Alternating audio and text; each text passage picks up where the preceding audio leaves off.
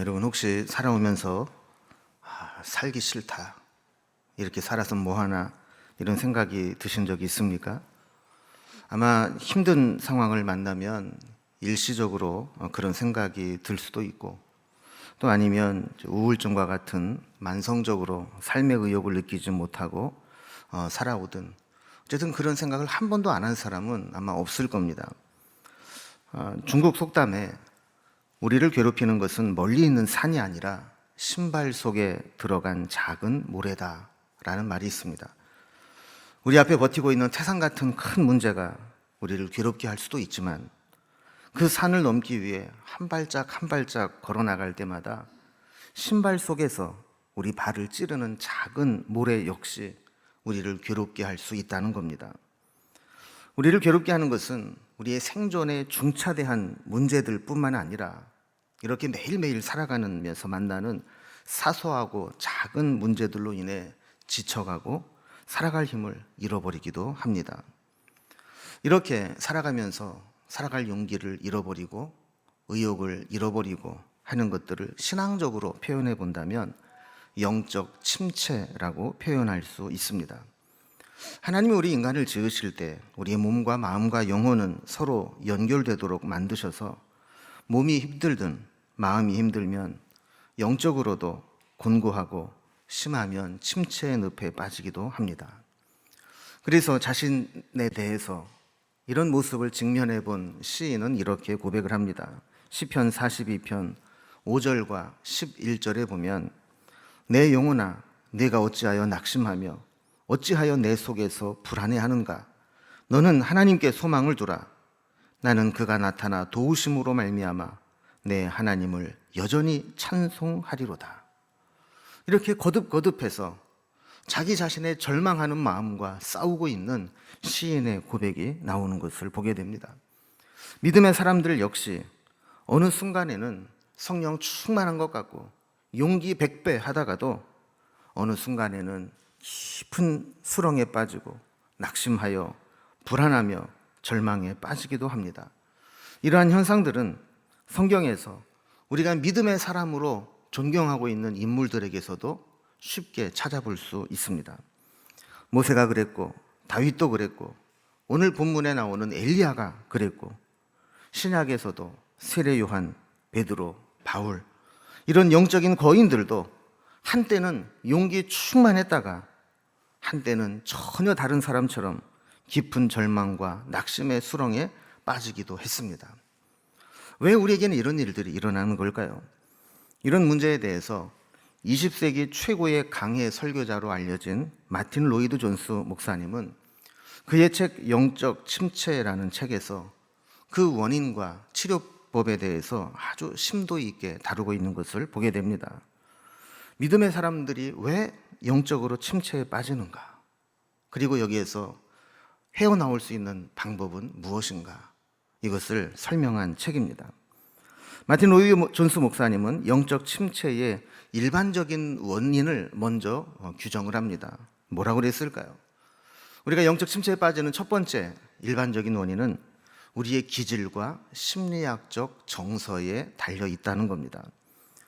영적 침체에 대해서 이야기를 하면서 가장 큰 원인으로 영적인 이야기가 아니라 우리의 기질과 심리학적 요인으로 규정하는 것은 좀 의외다 생각되기가 쉽습니다.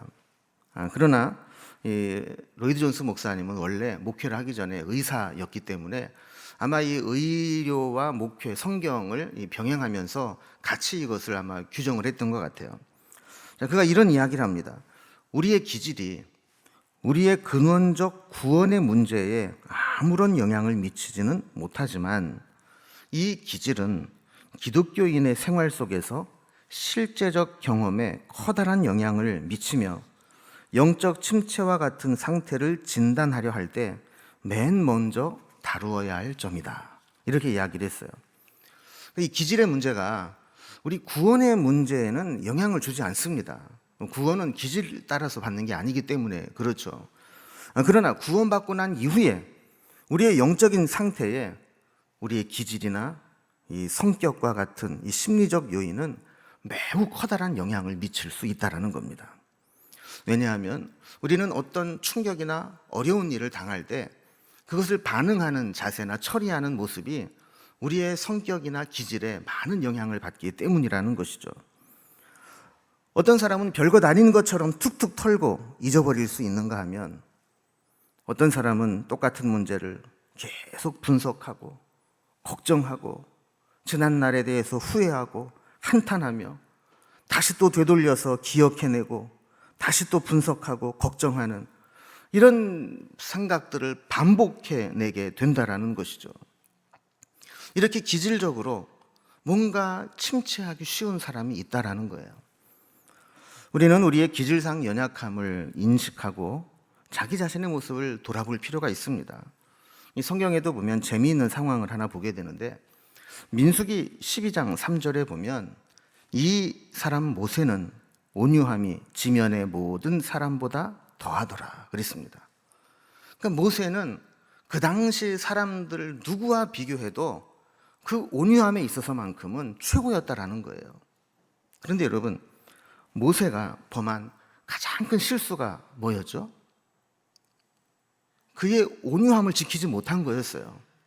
백성들이 계속 원망하고 불평하고 대적해오고 할 때 이 반석을 명하여 물을 내라 했는데 반석을 두들겨 패면서 분노했거든요. 그러니까 우리 역시 가나안 땅에 들어가기 전까지는 한순간도 안심할 수 없고, 우리의 기질과 심리적 요인으로 인해서, 감정적 요인으로 인해서 언제든지 영적 침체에 빠질 수 있다는 것을 기억해야 된다는 겁니다.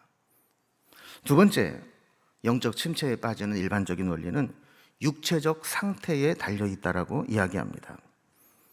이 영적인 침체를 이야기하면서 여전히 두 번째 이유로 육체적인 상태에 원인이 있다고 이야기를 하는 것을 보면 또 여전히 또 아이러니하죠. 우리의 육체적인 질병을 가지고 있거나 만성적으로 피로감에 노출되어 있거나 또 체력적으로 워낙 연약한 체력을 가지고 있거나 과로하거나 또 고도의 긴장된 상태를 오랫동안 유지하게 될 때, 이런 육체적인 상태가 지속되면 우리를 쉽게 영적인 침체에 빠지게 만들 수 있다는 겁니다. 아무리 영적으로 강건한 사람이라 할지라도 이렇게 신체적으로 육체적으로 연약함을 가지고 있다 보면 남들보다 훨씬 더 쉽게 절망하고 낙심하고 영적인 침체에 빠질 수 있다는 거예요. 우리가 흔히 내 몸은 내가 잘한다 하는 말과 같이 내 육체적인 상태와 내 체력의 한계는 누구보다 내 자신이 잘 알 겁니다. 그렇기 때문에 우리가 만약에 연약해지고 지친 육체적 상태를 가지고 있다면 그 신체적으로 연약한 부분들이 나를 영적으로 침체에 빠지지 못하도록 내 자신을 관리할 필요가 있다라는 겁니다. 저는 이제 단기 선교팀을 인솔해 가거나 이제 성지순례 팀을 인솔해 가면 이게 초반부는 그냥 뭐 들떠서 그냥 다 기뻐서 뭐 태산이라도 오를 것 같아요. 그런데 한 닷새쯤 지나고 나면 서서히 지쳐가기 시작합니다. 체력이 고갈되기 시작을 하는 거죠. 후반부로 가면 제가 늘 강조하는 게 있습니다. 지금부터 우리가 체력이 떨어질 때입니다. 지금부터 힘들 때입니다. 지금부터 우리가 피곤하고 짜증이 나기 시작할 때입니다. 그렇기 때문에 우리가 지금부터 조금 더 힘을 내야 될 때고, 지금 하나님의 은혜가 필요한 때고, 지금 조금 더 섬겨야 될 때고, 지금 우리가 원망하거나 불평하는 마음이 생길 때 그것을 이겨내야 될 때입니다. 이런 이야기를 하거든요. 그렇지 않게 되면 자기도 모르는 사이에 내 신체적인 체력이 약화되고 있다는 것이 나를 영적으로 침체하게 만드는 것을 깨닫지 못하고 어디에선가 사고를 만들게 됩니다. 긴장이 풀어지면서 안전사고가 나든지 아니면 누구와 말다툼을 해서 분쟁을 일으키고 상처를 주고받든지 그런 일들이 반드시 나오기 때문에 우리는 살아가면서 내 신체적인, 육체적인 상황을 늘 고려하고 그 연약해진 육체적인 마음이 육체적인 상태가 우리를 영적으로 침체에 빠뜨리지 못하도록 관리하는 것이 필요하다는 것이죠. 세 번째, 영적인 침체에 빠지는 원인은 영적 반작용이다, 이런 이야기를 합니다. 영적 침체에 빠지게 되는 의외의 원인 중에 하나는 우리가 영적인 큰 사역을 하거나 영적으로 큰 체험을 하거나 하나님의 큰 은혜와 축복을 받은 이후에 필연적으로 반작용적으로 침체에 빠질 수 있다는 거예요. 이걸 설명하면서 예로 든 사람이 오늘 본문에 나오는 엘리야입니다. 오늘 본문 바로 앞장 열왕기상 18장에 보면 엘리야가 어마어마한 능력을 행한 것을 보게 됩니다. 그런데 바로 그 뒤에 나오는 19장에 보면 이세벨의 말 한마디에 엘리야는 두려움에 빠져 도망을 가다가 로뎀나무 아래 앉아서 기껏 한다는 말이 지금 내 생명을 거두시옵소서, 그러면서 죽기를 구했다는 거예요. 18장의 엘리야와 19장의 엘리야는 전혀 다른 사람처럼 그렇게 급격하게 영적인 침체에 빠지는 것을 보게 됩니다. 마귀의 집요함은 영적으로 신비한 체험을 하거나 큰 능력과 기적을 행했다고 해서 방심하면 그 틈을 타서 우리를 절망의 수렁으로 밀어넣게 됩니다. 영적으로 잠깐 긴장을 풀거나 영적인 체험으로 흥분 상태에 빠지게 될 때 자칫 잘못하면 영적 침체와 실수로 이어질 수 있다는 겁니다. 창세기 15장에 보면 하나님께서 아브라함에게 여러 차례 자녀에 대한 약속을 주시는데 이게 이루어지질 않는 거예요. 15장에 또다시 하나님이 언약을 해 주십니다. 그리고 심지어는 짐승들을 반을 갈라서 큰 돌 위에 놓으라 그러면서 하나님의 불이 그 사이를 지나가면서 그 약속을 확증해 주십니다. 얼마나 귀한 체험입니까? 그런데 그 바로 다음 장 16장에 가면 아브라함이 어떤 일을 행하는지 아십니까? 하갈을 통해서 이스마엘을 낳습니다. 이건 역시 우리가 이해하기 힘든 일이죠. 하나님의 말씀을 듣고 불로 언약을 확증하는 하나님의 임재를 체험하고 났는데 그 후에 이런 실수를 벌이고 있다라는 거예요. 우리도 그렇습니다. 영적인 승리에 도취되면 반드시 반작용으로 마귀의 시험을 받게 됩니다. 이런 마귀의 역풍을 받지 않도록 우리는 관리를 잘해야 됩니다. 그렇지 않으면 기껏 선한 일을 하고 하나님의 기적과 은혜와 능력을 체험하고 그리고 다른 사람보다 더 헌신한 그 충성을 보이고 난 이후에 이런 반작용으로 시험에 들고 침체에 빠질 수 있다는 것을 기억해야 됩니다. 그래서 손줄로 생각하는 자는 넘어질까 조심하라 하는 말씀과 같이 우리는 하나님의 은혜 이후에도 이런 반작용의 시험이 올 수 있다는 것을 기억하고 우리 자신을 살펴야 되는 겁니다. 네 번째, 영적 침체에 빠지게 되는 일반적 원리는 우리 영혼의 대적이 되는 마귀의 활동에 있다라고 이야기합니다. 마귀는 우리의 기질과 육체적 상태를 이용해서 우리를 영적 침체에 빠뜨릴 무궁무진한 방법들을 알고 있습니다. 그래서 마귀가 우리의 감정이나 육체적 상태를 가지고 장난치도록 허용해서는 안 됩니다. 마귀의 실체를 분명히 알아야 합니다. 마귀는 간교합니다. 얼마든지 광명한 천사로 변장할 수 있습니다. 우리가 허점을 보이고 약점을 보이면 마귀는 무자비하게 공격해서 우리를 파멸로 몰아붙입니다. 마귀는 쉬지도 않고 부지런히 다닙니다. 결코 포기하거나 단념하는 법이 없습니다. 자신의 목적을 이루기 위해서는 우리가 상상하지 못했던 수단과 방법을 가리지 않고 달려옵니다. 중간에 진행 과정이나 접근 방법을 바꾸는데 주저하지 않습니다. 설령 자신이 하는 일에 논리적으로 일치하지 않거나 모순된 방식을 나타내도 개의치 않습니다. 하나님의 백성들을 흔들어 영적 침체에 빠지게 하고 결국 하나님이 하시는 일에 실망하게 만드는 목적을 이루기 위해서 마귀는 무슨 일이든 하고 있습니다. 마귀는 믿음의 사람들에게도 믿음의 반석 위에 서지 못하도록 우리를 흔듭니다. 과거와 단절하지 못하도록 끊임없이 과거를 기억하게 하고 얽매이게 만듭니다.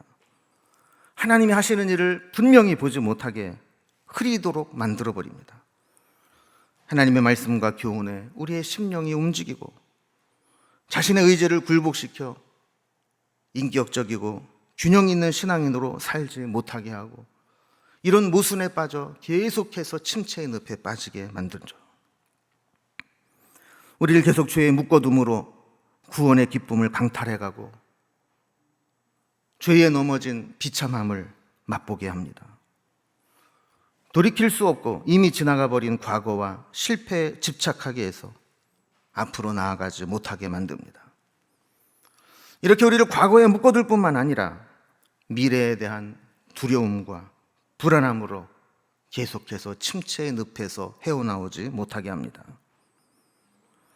우리 마음대로 조절하기 힘든 감정을 선동하고 우리의 마음을 지배해서 감정을 요동치게 만들고 그 감정에 따라 살아가게 만들어버립니다. 우리는 우리 안에 역사하는 마귀의 활동을 분별할 수 있는 영적 분별력을 가져야 합니다. 그래서 내 마음속에 요동치는 마음들이 막 생겨난다 할지라도 이 배후에 내 감정을 가지고 장난치는 마귀의 역사가 있지는 않은지 이것을 분별해야 합니다. 전쟁에서 피와 식별이 안 되면 아군에게 공격을 해서 자멸하게 되듯이 영적 싸움에서도 마귀의 활동을 분별할 수 있는 분별력이 없으면 스스로에게 화살을 쏟아붓고 믿음의 지체들에게 상처를 입히게 되는 것입니다. 마지막 5번째로 우리가 영적 침체에 빠지는 원인은 불신앙에 두고 있습니다. 로이드 목사님이 처음에는 일반적인 원리를 하다가 마지막에서 결론 부분에 가면 결국 우리를 영적 침체에 빠뜨리는 최종적인 원인은 불신앙에 있다라고 말씀합니다. 왜냐하면 불신앙이 존재하지 않는 곳에서는 마귀도 아무것도 할 수 없기 때문이라는 겁니다. 이 이야기는 우리가 믿음으로 순종하기만 한다면 제 아무리 마귀가 현란하고 다양한 방법으로 우리를 미혹해온다 할지라도 우리에게 할 수 있는 일이 없다라는 것이죠. 결국은 믿음의 문제이고 순종의 문제입니다. 믿음이 흔들리고 순종하지 않는 곳에 항상 마귀는 역사하게 돼 있고 믿음과 순종으로 이겨내지 못하면 영적 침체의 늪에서 빠져나올 수 없는 것입니다. 일반적인 영적 침체의 치료 방법은 하나님을 바라보는 것입니다. 다시 굳건한 믿음의 반석 위에 서는 것입니다. 그리고 하나님이 뭐라고 말씀하셨는지, 우리에게 어떤 약속들을 주셨는지, 지금 어떤 도우심을 주실 수 있는지 그 하나님을 기억하고 하나님을 바라보고 붙잡는 겁니다. 자, 이러한 영적 침체의 원인들을 가지고 오늘 본문을 보면 엘리야가 왜 살고 싶지 않을 정도로 극심한 영적 침체에 빠지게 됐는지 이것을 알게 됩니다.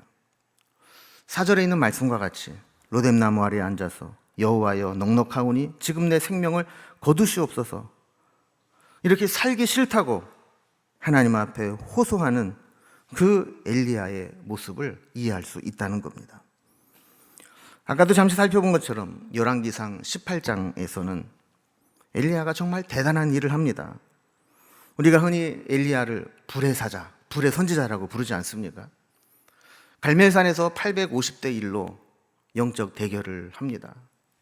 양쪽에 제단을 쌓아놓고 불로 응답하는 신이 참 하나님이다 라고 영적 대결을 벌이는데, 그가 하나님 앞에 기도하게 될 때 하늘에서 불이 내려 그 도랑에 부은 물까지도 완전히 불살라버리는 어마어마한 영적인 승리를 거두게 되죠. 그리고 이후에 도망가는 바알 선지자들을 쫓아가 백성들에게 그들을 숙청하도록 했습니다. 이 싸움의 승리는 단지 선지자들 850대 1로 이겼다는 것이 아니라 아합과 이세벨의 비호를 받고 있었던 국가와 절대 권력을 가진 왕을 상대로 얻은 엄청난 승리였습니다. 뿐만 아니라 이 갈멜산 사건 바로 이어서 엘리야는 지난 3년 반 동안 비가 내리지 않던 그곳에 기도해서 비를 내리게 하는 기도의 응답을 받아냅니다. 우리가 잘 아는 대로 7번 땅에 엎드려 그 얼굴을 무릎 사이에 놓고 기도하면서 사환에게 뭐가 보이느냐 물어보고 마지막 7번째 저 대해에서 지중해에서 손만한 구름이 보이나이다. 이 응답을 받아내고 아합에게 전가를 보내지 않습니까? 지금 비가 내릴 것이니 비를 대비해서 마차를 타고 내려가십시오. 여러분, 엘리야는 하나님의 능력을 힘입어 하늘에서 불도 내리게 했고 비가 오지 않는 곳에 물도 내리게 했던 그 놀라운 기적을 18장에서 행하게 됩니다. 그런데 그런 엘리야가 갑자기 살 의욕을 잃어버리고 모든 것을 포기해버리고 낙심하고 침체에 빠졌다라는 겁니다. 오늘 본문을 조금 자세히 살펴보면 그 원인을 우리가 찾을 수 있습니다. 19장 1절, 2절을 보면 이렇게 설명합니다. 아합이 엘리야가 행한 모든 일과 그가 어떻게 모든 선지자를 칼로 죽였는지를 이세벨에게 말하니 이세벨이 사신을 엘리야에게 보내어 이르되 내가 내일 이맘때에는 반드시 네 생명을 저 사람들 중 한 사람의 생명과 같게 하리라. 그렇게 하지 아니하면 신들이 내게 벌 위에 벌을 내림이 마땅하니라 한지라 그랬습니다. 여러분, 이 말씀을 보면 그 당시의 영적인 상황을 잘 알 수 있습니다. 당시 실세는 이세벨이 쥐고 있었습니다. 아합은 요즘 말로 바지사장에 불과한 거죠. 엘리야가 행한 모든 일, 갈멜산에서 하나님의 불을 내리게 하고 바알 선지자들을 기손시내까지 쫓아와 죽이게 한 일, 그리고 기도하여 가뭄을 끝내고 비가 내리게 한 일, 이 모든 일들을 아합이 이세벨에게 말했다는 거예요. 여기서 말했다라는 말의 원어적 의미는 보고했다라는 의미를 가지고 있어요. 이스라엘의 바알과 아세라 우상을 가지고 와서 하나님을 섬기던 이스라엘이 바알과 아세라를 국교로 만든 장본인이 이세벨입니다. 왕비로 들어와 국정과 종교 모두 자기 손에 쥐고 흔든 사람이 이세벨입니다. 이런 이세벨이 엘리야를 협박합니다. 신들의 이름으로 맹세하면서 내일 이맘때까지 너를 네가 죽인 선지자들처럼 죽이지 않으면 신들이 내게 벌을 내림이 마땅하다. 그러면서 엘리야를 죽이겠다고 전가를 보낸 것입니다. 이 말을 듣고 3절에 엘리야가 이렇게 합니다. 그가 이 형편을 보고 일어나 자기의 생명을 위해 도망하여 그랬습니다. 여러분, 여기서 엘리야가 본 형편이 뭡니까? 하늘에서 불을 내려도, 하늘에서 비를 내려도 이세벨의 악행은 끝나지 않는다는 거예요.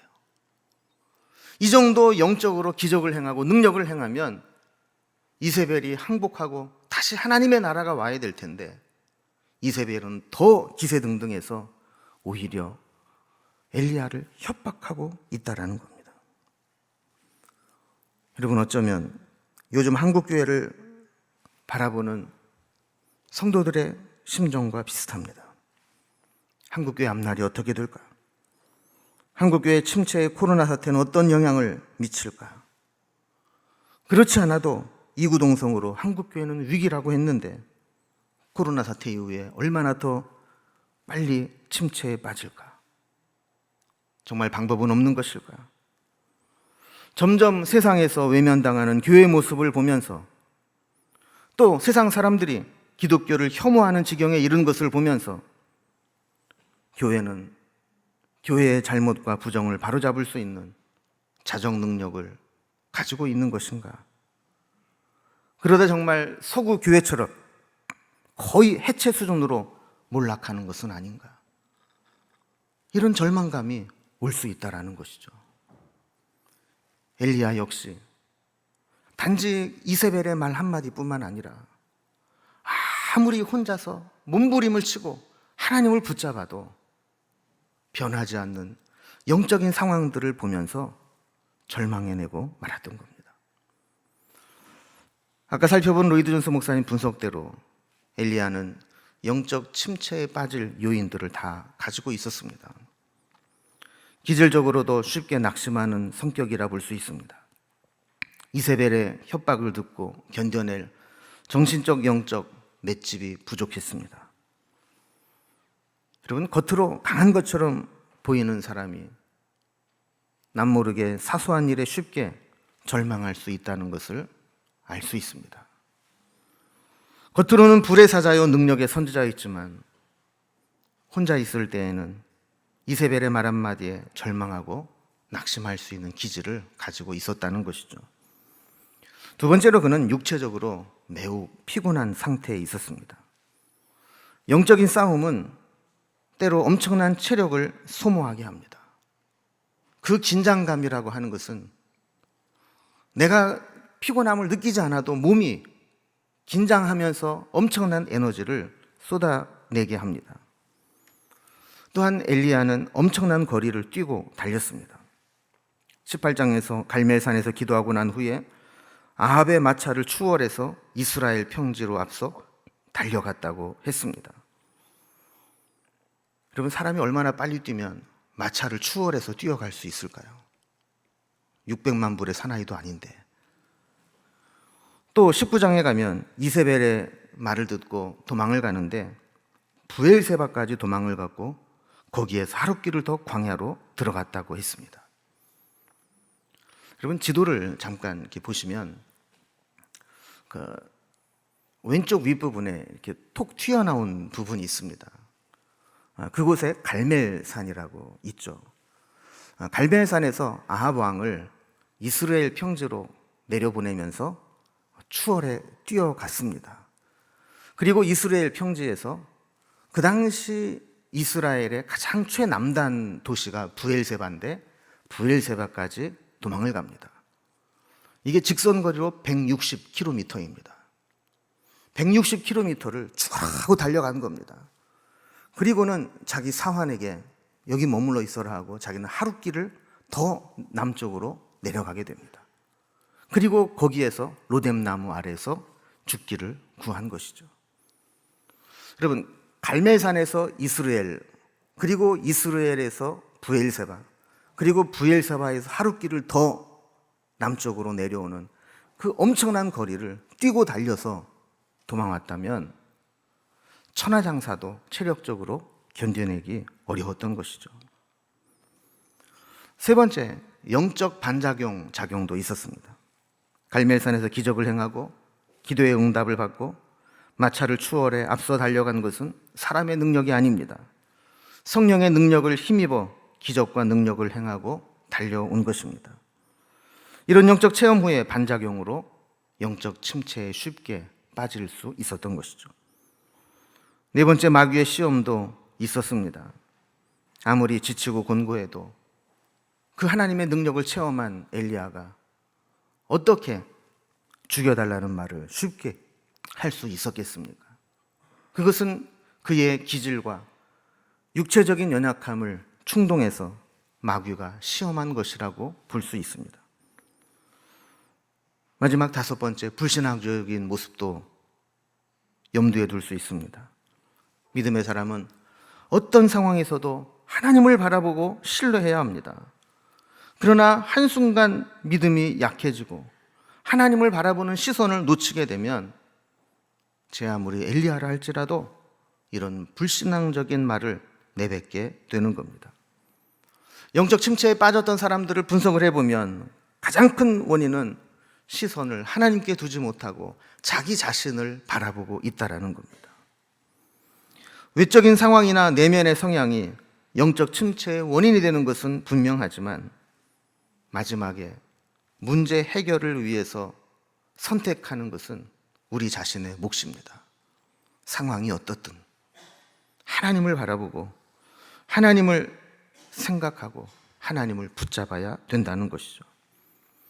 이렇게 영적 침체에 빠지는 것은 엘리야와 같은 특별한 사람에게만 나타나는 것은 아닙니다.